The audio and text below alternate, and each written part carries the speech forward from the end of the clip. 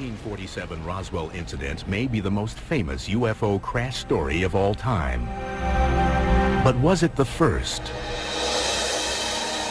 On April 17, 1897, a mysterious airship was seen in the skies over the small Fort Worth suburb of Aurora, Texas, on a collision course with the home of a local judge. The story of the Aurora crash is fairly simple and straightforward. According to the newspaper accounts at the time, early in the morning of April 17th, 1897, a large silver cigar-shaped object came fluttering closer and closer to the earth, struck a tower at Judge Proctor's house, exploded, scattering debris all over the place. 2 days later, April 19, 1897, the Dallas Morning News reported, "About 6 o'clock this morning, the early risers of Aurora were astonished at the sudden appearance of the airship which has been sailing through the country. It was traveling due north and much nearer the earth than ever before. It sailed directly over the public square, and when it reached the north part of town, collided with the tower of Judge Proctor's windmill and went into pieces with a terrific explosion."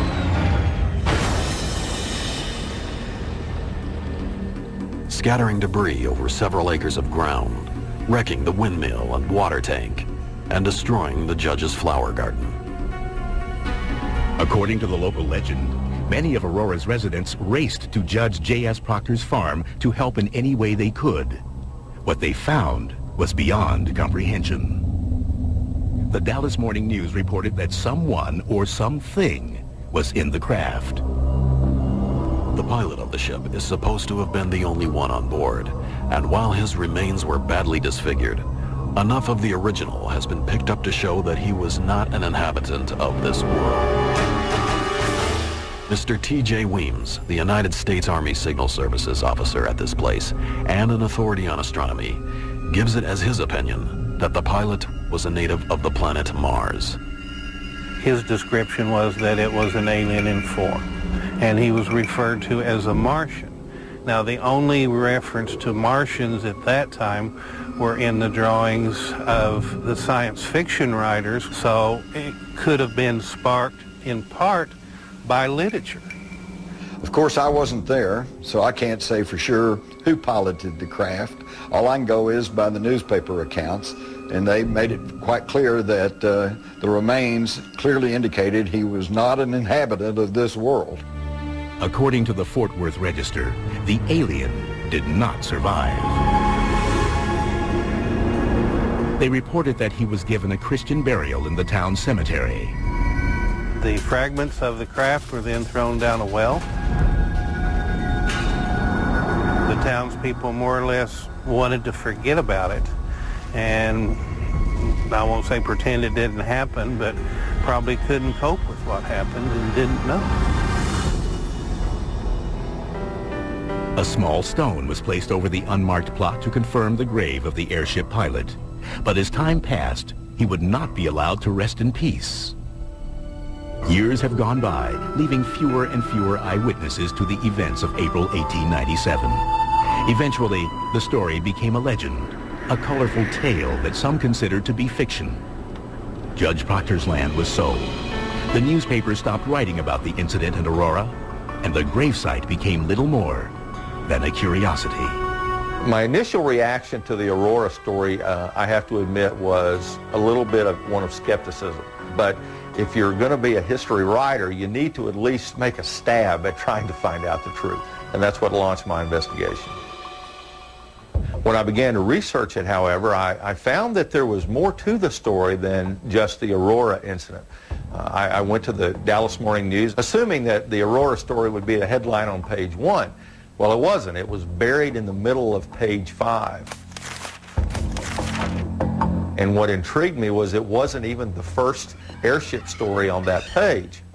In fact, there were over a dozen different articles about the mysterious airships listed in the April 19th edition of the paper. There were at least 16 in that same area the 2 days before this incident. 16 reported cases by reputable people is significant. In In late November 1896, thousands of witnesses reported seeing the mysterious airship 1,500 miles away over California. Over the next few months, the tale spread to more than 20 additional states from California to Michigan. In Texas alone, the airship was spotted in over 30 counties between April and May of 1897. For those 2 months in 1897, literally hundreds of Texans saw something in the night air over Texas. They described it as cigar-shaped. Some people said it had lights. Some people said it didn't. Some said it could go 200, 150, 300 miles an hour. It could do things that airships today can barely do. Top speed at that time was about 35 to 40 miles an hour by train. And for reputable people to say something flew over their head going more than 100 miles an hour would be the same as us saying something went over our head going thousands of miles an hour. Texas historian Wallace Cheriton focused his research on the incident on the so-called witnesses listed in the newspaper articles. What I was trying to do was prove, were these real people? I was very pleased to find, yes, they were. They were, in fact, real people. When I first heard the stories of the airships, that excited me. It wasn't a lone incident. People across the country were experiencing something. That gave it validity. What were they seeing? Why were they seeing it? I'm not sure that we'll ever know what they were seeing. What I am sure is they saw something. Could it have been a balloon? Perhaps. Probably not an airplane, since those didn't exist. The first recorded man-made heavier-than-air flight was made, of course, by the Wright brothers in December of 1903 at Kitty Hawk. So whatever was flying over Texas in 1897 was not man-made. In fact, while hot air balloons were commonly used in the late 1800s, they were not able to perform complicated maneuvers, such as right-angle turns and rapid altitude changes that had been described by witnesses. Patents had been registered for more advanced airships, but there is no record of any actually flying during that period. We're talking about something that did not exist in 1897 and yet was seen by literally thousands of people. If there's a better example of a UFO, I don't know what it is. Soon after the Aurora crash was reported, the sightings ended. Suddenly, there were questions. Were these sightings real, or were they all part of a gigantic hoax? If you subtract out the known hoaxes, if you forget about them, what you're left with are hundreds of sightings by just common, everyday people that had absolutely no motive other than the fact, I saw something and I want to report it. Over the years, we investigate hundreds, thousands of UFO reports. They're seen, they land, and they fly away. This was something where it was seen, crashed, and left behind an occupant. That's why, to me, Aurora was the best airship case to investigate. And then, it's before Roswell. No one's gone in to cover it up. They didn't know about it. So that, to me, was the ultimate case to get the evidence I needed to prove or disprove what was going on. Coming up, the investigation focuses on the alien on board. We sent a letter and asked permission to exhume the body.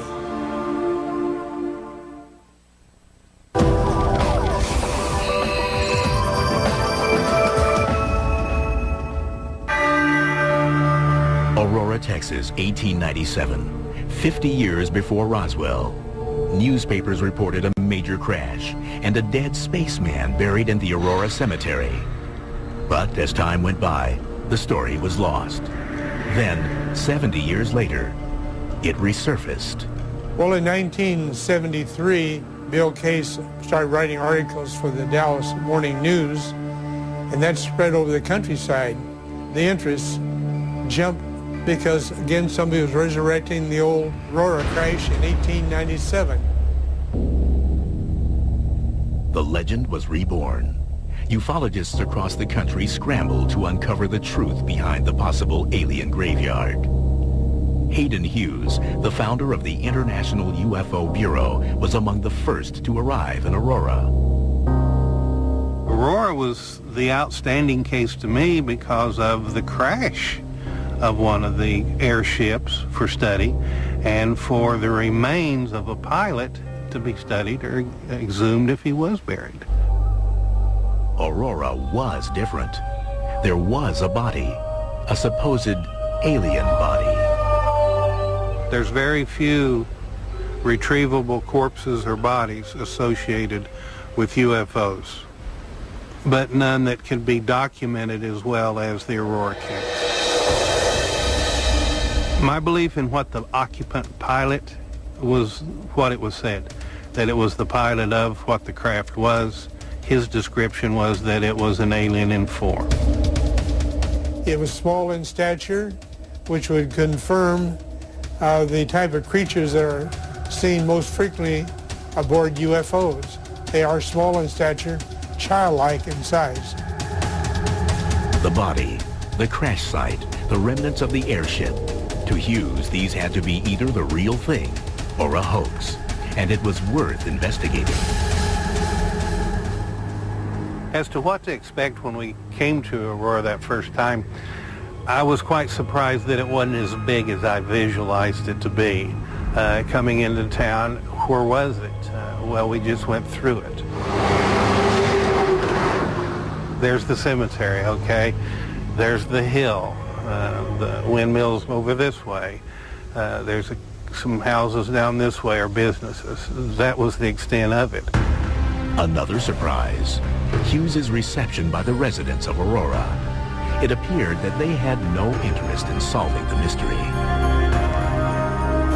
One time you talked, the people were open. The next time, they were not.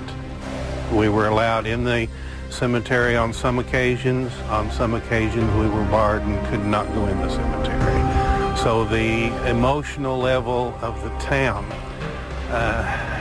kind of told me they wanted no involvement with it. I had gone from extreme excitement and the possibility of what we could get to a frustration in that it was like the town was against us from the beginning.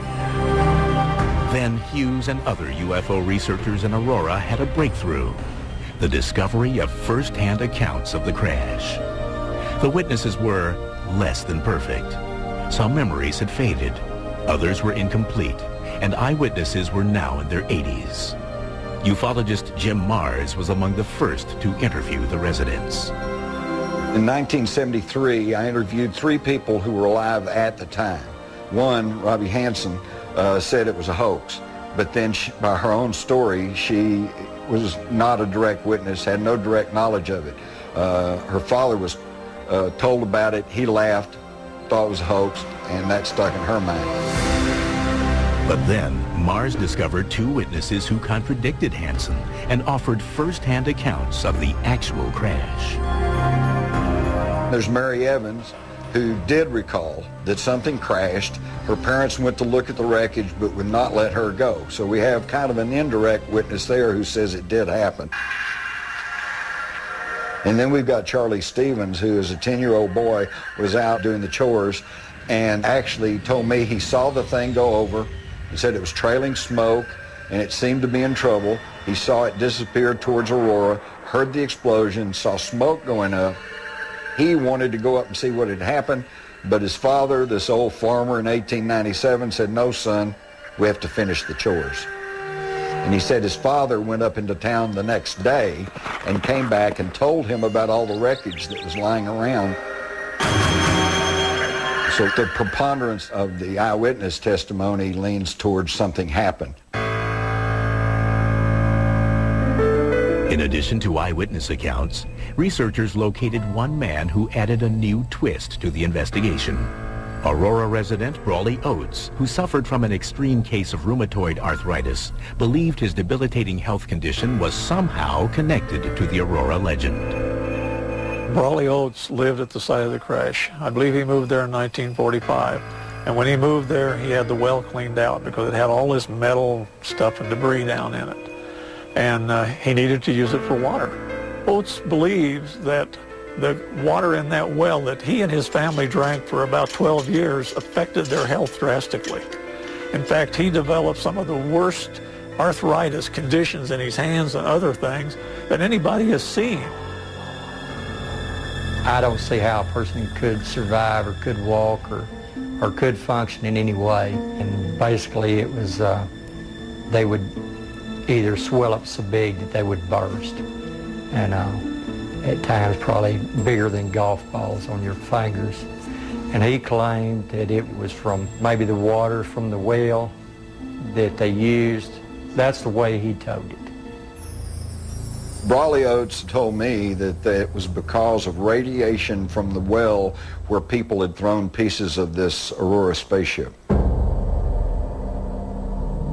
But in sealing off the well on his property, Oates also sealed crucial evidence to the mystery inside. For researchers, the scientific evidence to support their case was becoming increasingly difficult to find.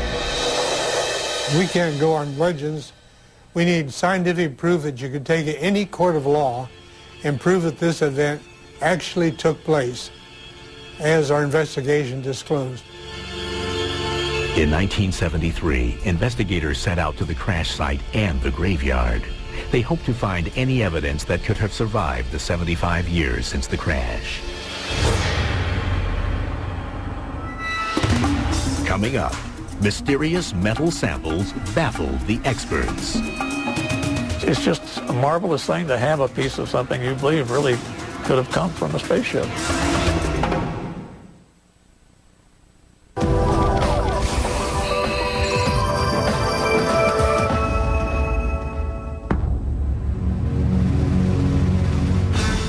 In the 1973 investigation, researchers found witnesses that authenticated an airship crash in April 1897.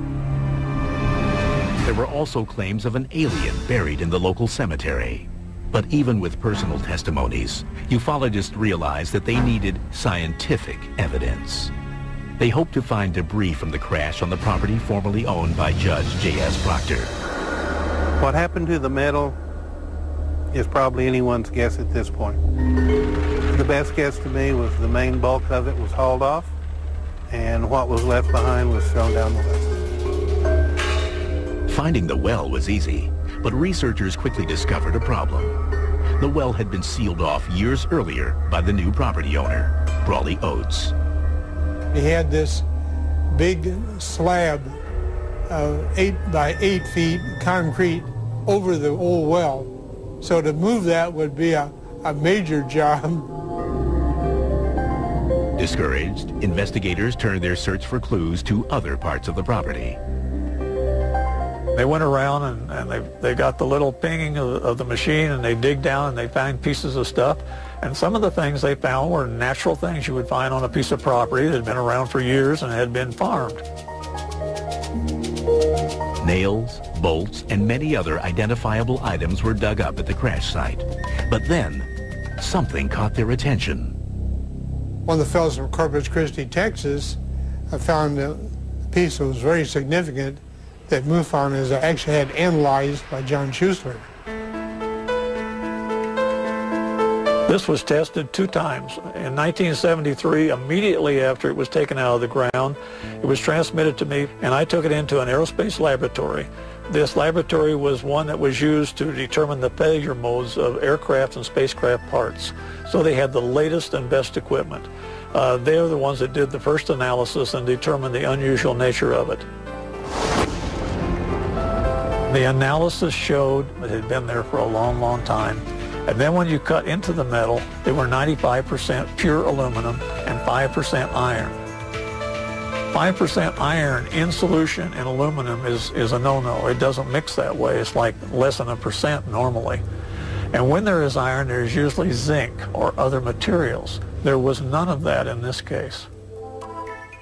Although the major aerospace laboratory that initially tested the sample has asked to remain anonymous for this program, Schuessler verified the results with the Nastis Laboratories in Houston, Texas. According to Schuessler, both laboratories reached the same conclusion. Intrigued, he had the laboratories continue their tests on the sample to further determine the object's origin. The stories were that this thing exploded. It blew molten material out of this vast explosion mess, and that material hit things and dried and cooled. Well, the structural analysis of the material showed that it was air-cooled on the ground after it had been molten in the air. So the structure was perfect to fit the story. Has Schuessler uncovered the smoking gun to the Aurora crash? The material found and analyzed in 1973 couldn't have been made at that time on that farm or in the town of Aurora or anywhere around there, but it had to have been made in a very sophisticated laboratory using ultra-pure refining techniques. It's just a marvelous thing to have a piece of something you believe really could have come from a spaceship. Newspapers were quick to jump on the story of the new investigations into the airship crash, and as a result, the accuracy of the reporting suffered. Such was the case with a different sample sent to Dr. Tom Gray, now a professor emeritus at Kansas State University. One day there was a knock at my door, and a gentleman came in, and he had in his possession pieces that he had found at the reported site of the spaceship crash in 1897. Dr. Gray's colleague asked him to analyze the samples to determine if this was a piece of the Aurora spaceship. What you are looking at is the actual artifact that was tested. I showed this piece to my father-in-law a few days after I had done the analysis, and his first comment to me was, where did you get that water pump impeller? And so I kind of knew that that didn't come from a spaceship for sure. Once he determined the first sample's mundane origin, Dr. Gray began testing the two remaining metal strips. Once he discovered the pieces were primarily iron, he made an unusual finding. When I checked their magnetic properties, I did it by basically putting them in the presence of a magnet, and they didn't interact with that magnet, and I thought, that's kind of interesting. Perplexed, Dr. Gray searched for a certified metallurgist to give a second opinion on his puzzling find. It turns out that iron zinc alloys can be non-magnetic or magnetic depending on how they're cooled. Then, Dr. Gray relayed his story, along with his conclusions, to his school newspaper. When the article came out the next day in the campus newspaper, the headline basically said, "Physicist finds non-magnetic iron at site of Aurora spaceship crash." There wasn't one word in that article at all about the fact that I needed to talk to the metallurgist to find out what these properties were. And of course, then the cat was out of the bag, so to speak. As a result, Dr. Gray, his findings, and the piece of the Aurora spaceship became a part of the legend. But this part of the saga was misrepresented. Newspapers sometimes are in the business of reporting what they see as the news. That's not necessarily really what the news is. The real truth of the matter is, those materials were the kind of things you would have expected to find in a farmyard in Aurora, Texas. Having gleaned all the evidence they could from the crash site, investigators now shifted their focus toward the Aurora Cemetery. People said there was a body that was blown out of the craft and it was badly mangled. And the story was they gave it a Christian burial in the local cemetery. We were trying to determine what was the oldest part of the cemetery. That was our logical place to start looking first. They wandered around looking, and one of the local people said, those people aren't looking in the right place. You got to look for this 100-year-old gnarled oak tree. It's got a big beehive in it. So our investigators went there, and they found this small stone that looked like it had an etching of some kind of an airship. Believing that they had finally found the spaceman's grave, investigators for the Mutual UFO Network, or MUFON, made another startling discovery. And when they went to the grave site where this piece of stone was, they got the same decibel reading on their metal detector that they did from where they picked the material up from the ground. Walter Andrus, former international director of MUFON, believes there is a connection between the samples located at the crash site and what was reading inside the grave. The fact that they detected metal down in this grave indicated that someone must have buried, along with the body, some of the metal fragments from the crash site, which gives it more importance because it ties the two together. To find out if there was something there, we sent a certified letter to each of the members of the Cemetery Association in Aurora and asked permission to exhume the body. But it was fairly impossible to do that because the Cemetery Association was dead set against it, and they were getting an injunction to stop it. And in fact, the day that everybody wanted to descend on the cemetery, they asked the sheriff of Wise County to put some deputies out there, and he did. He said, we don't want people coming into the cemetery and digging all over because we're very proud of what we have here, and we don't want to see a lot of excavation going on looking for a body. Well, it's frustrating because if we could found that, this would be one of the bigger events, and really would top off this whole investigation by coming up with an alien body.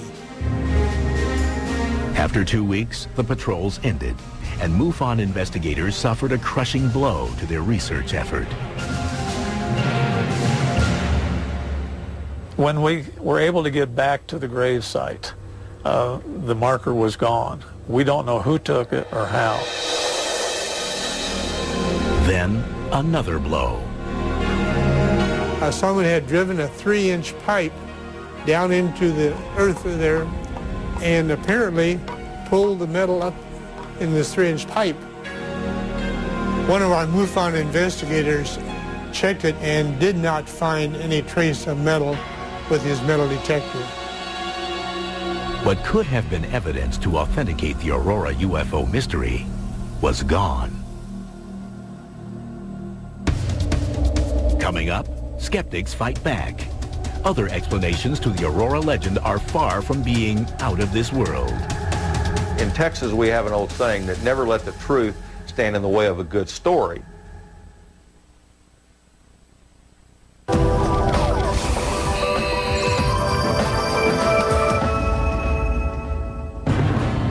Was this really Texas's Roswell? That's what investigators in 1973 hoped to find out.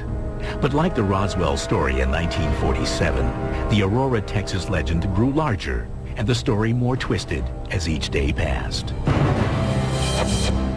At every turn, skeptics challenged journalists and investigative agencies like the Mutual UFO Network and the International UFO Bureau, seeking to disprove their research. The theories ranged from balloons soaring through the sky to the belief the Aurora legend was merely concocted to save a dying town. The most prevalent theory to explain the 1897 airship mystery is that it was a balloon. Well, unfortunately, there is physically no way it could have been a balloon. There are no balloons that can rise or fall with lightning speed. They cannot turn at right angles. They cannot go vertically up and vertically down. They simply can't do it. I don't think the balloon theory is feasible in this because of the detailed descriptions of the different airships that were available at the time. The government, even in the 40s, tried to claim that different pilots were chasing balloons. Even the famous Roswell crash was a high-altitude balloon that had actually crashed. So the balloon theory has been there a long time. With these facts, many dismissed the balloon theory. Other skeptics, however, theorize that the Aurora legend is simply a made-up story, invented by the author of the original Dallas Morning News article from April 19, 1897. In my opinion, the Aurora story was one that was concocted by S.E. Hayden. I did find some people that seem to have recalled that their ancestors had said that Hayden was a great practical joker. And what a wonderful practical joke this was in 1897, except that it wasn't recognized at that. I've heard the allegation that the author of this article, Mr. Hayden, was a prankster and a hoaxer. I've seen no hard evidence of that, and I've seen no other articles that he wrote that turned out to be wrong. Although Cheriton is challenged by some experts, he offers a convincing argument to back up his claim. If Hayden was acting as a reporter as opposed to a hoaxer, it seems very strange to me that he didn't follow the story up to say, well, people showed up for the burial of the alien and we put a little grave marker over it and somebody said a prayer. It was a wonderful ceremony. That to me would have been expected, but yet it didn't happen. The mayor of Aurora, Texas, Barbara Brammer, has spent many years researching the town's history and believes her input may solve the Aurora legend. The legend, from what I have been able to read, started after several disasters that we had in the city. The first of those disasters was a brutal boll weevil infestation, which destroyed Aurora's primary cash crop, cotton. Shortly thereafter, there was a fire on the west side of the town that destroyed several buildings, and several people lost their lives. And the deaths did not stop there. Shortly after the fire, a massive outbreak of spotted fever nearly wiped out the remaining population of Aurora. It was in 1896. Everybody tried to leave it could. The whole city at one time was under quarantine, and the only time they left their houses was whenever they went to the cemetery to bury someone. In the early 1890s, Aurora saw a glimmer of hope. The railroad was set to lay track in the town and provide much-needed economic relief for the townsfolk. They got as far as laying a spur in this direction for the railroad, and then another railroad was going to be coming from out west, and it got within 27 miles of this before it was stopped. And it became known then as the railroad that never was. The town was crippled economically, and the resident spirits were crushed. It is this string of events that some believe might provide the motive for the Aurora legend. Aurora definitely needed the railroad to save everything that it had going for it at that time. When it didn't come through, it started downhill. People started moving away. I believe the people who were left in this town needed something to look forward to, and this could be the reason that someone made up the story. Although Mayor Brammer's theory goes a long way to explaining the legend, skeptics continued their assault on believers. The debunkers said Judge Proctor did not have a windmill, okay, so therefore the whole story is bogus. According to Charlie Stevens, no, he did not technically have a windmill, but he had a wooden derrick windlass, which is a wooden tower used to haul up the sump on his well. So that's a matter of semantics. There was a wooden tower there that the thing could have crashed into. In order to find evidence, I found one of the metal angle brackets that supported the wood arm of the windlass. One metal bracket is still there at the scene. Another element of the legend has come under attack from skeptics. The initial identity of the spaceman came from T.J. Weems, a local member of the U.S. Army Signal Corps. It is argued that Weems was only the town blacksmith and in no way an expert on astronomy like the newspaper claimed. According to Charlie Stevens, T.J. Weems was also an amateur astronomer, had his own telescope, and was widely known as a lay expert on astronomy. So that argument that he didn't have any knowledge that's pretty specious too. Despite the many explanations that researchers, journalists, and skeptics have for the Aurora legend, there is at least one thing that everyone can agree on. As far as I'm concerned, it's still a good story. It's a good story. I wasn't around then, but my granddad could tell a pretty good story. In Texas, we have an old saying that never let the truth stand in the way of a good story. After 3 decades, Hayden Hughes returns to Aurora. But can he solve the riddle of the mysterious airship once and for all? We have maybe one of the most scientific finds of the 20th century right here behind us.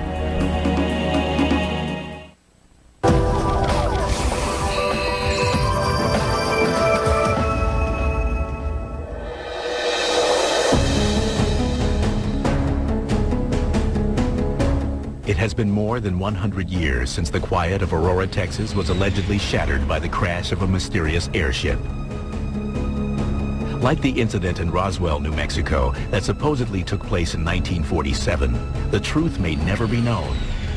But to some ufologists, this case from 1897 may be the key to solving the whole UFO phenomena once and for all. The significance of the Aurora encounter was that there was a body left to be studied, and that there were hundreds of sightings of the same description over the central United States during that time. We see what happened at Roswell, we see what happened at some other sightings, but this one held the answer, and because it was before modern day censorship, that's a key. It's still there. No one went in to cover it up.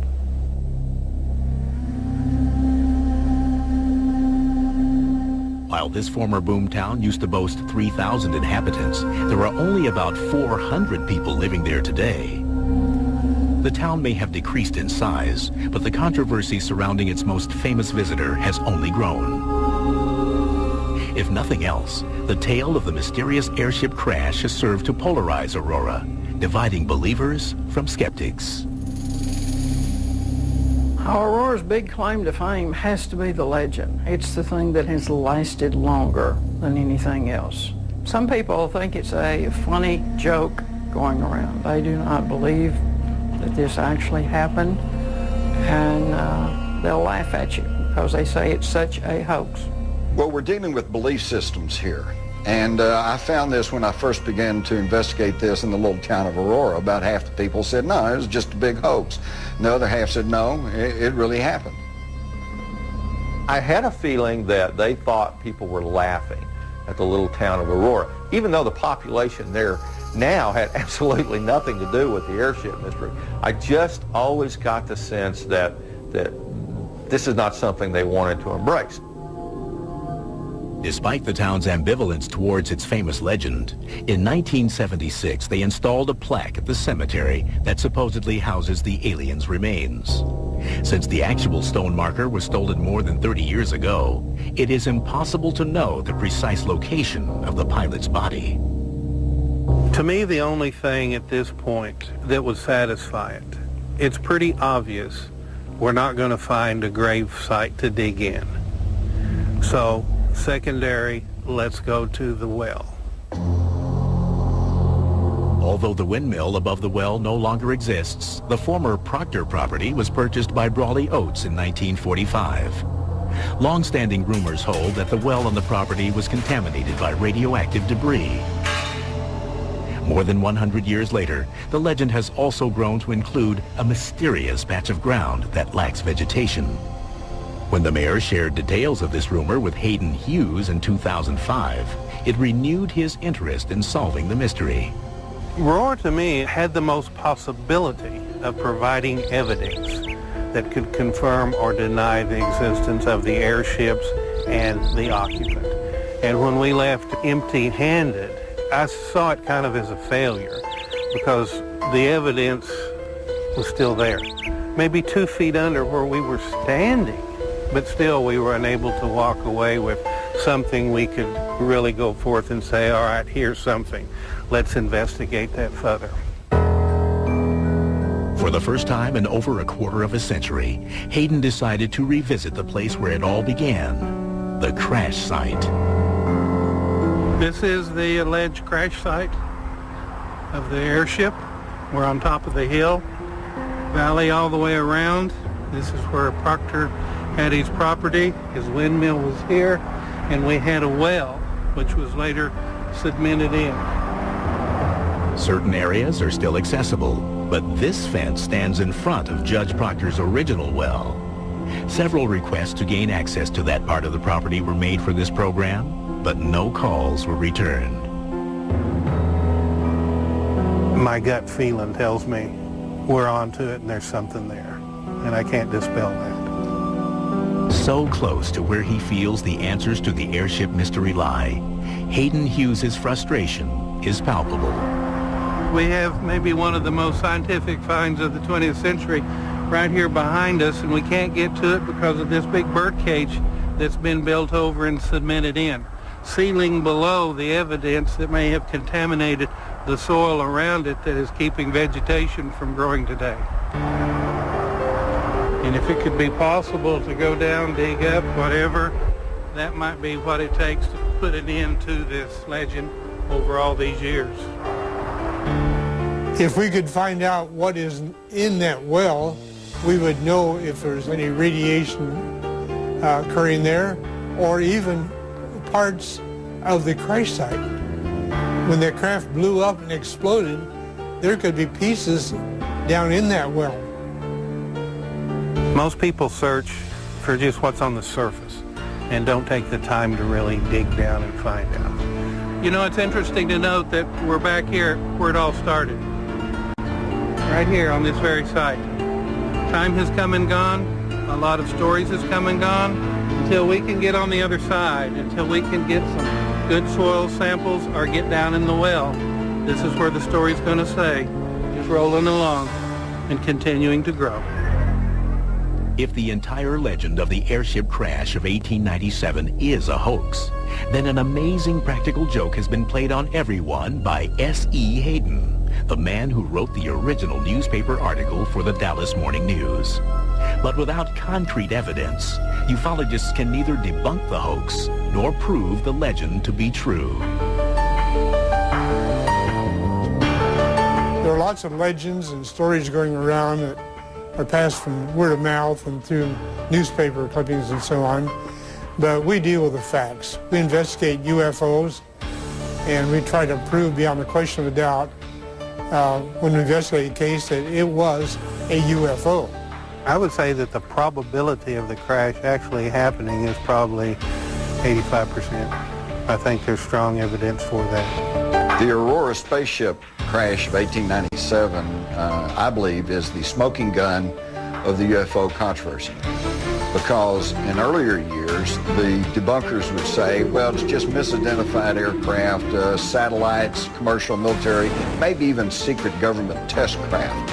Well, I often thought, wouldn't it be great if we had a well-documented instance of the UFO before any of that was in the air?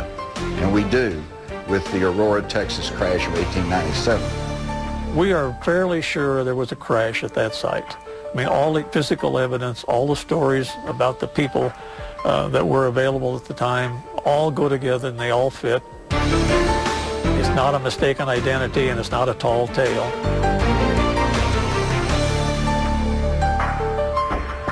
My conclusion, in a nutshell, something happened in 1897 that to this day we cannot explain. We can eliminate a lot of stuff. We know it wasn't a balloon. We know it wasn't an airplane. What was it? I don't know. UFO? Obviously. Where the UFO came from, that's the big mystery that, quite frankly, will probably never be solved. Will the ultimate truth ever be known about the Aurora case? I don't know. I would like to think that there is an alien in the grave, but it may come down to there's nothing in the grave. That's the legend.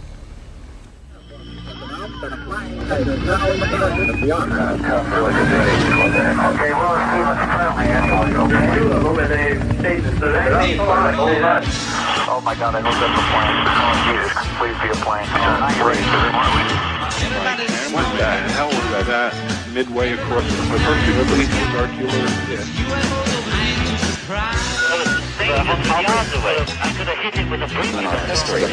We're studying something that's studying us.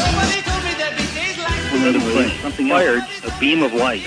Doing a circle, you can imagine, circling our warhead. Another struck the warhead.